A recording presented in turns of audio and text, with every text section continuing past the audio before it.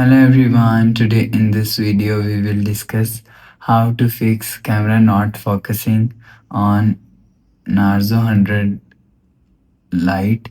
Let's start the video. If you want to fix this problem, so go to app library.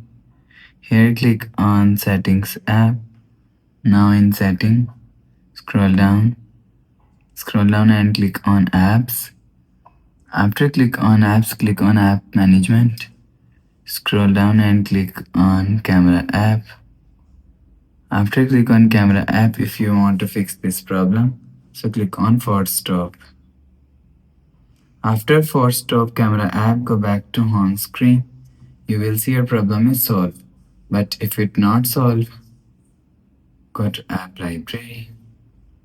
Here click on settings app. Now in setting, scroll down and click on system and update.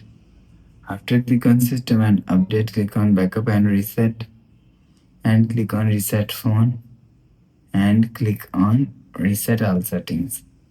Enter phone pin and click on reset. After click on reset, go back to home screen. You will see your problem is solved. But if it's still not solved, so last solution is software update. Click on settings app, scroll down and click on system and update. Click on software update. You will check your software update is latest.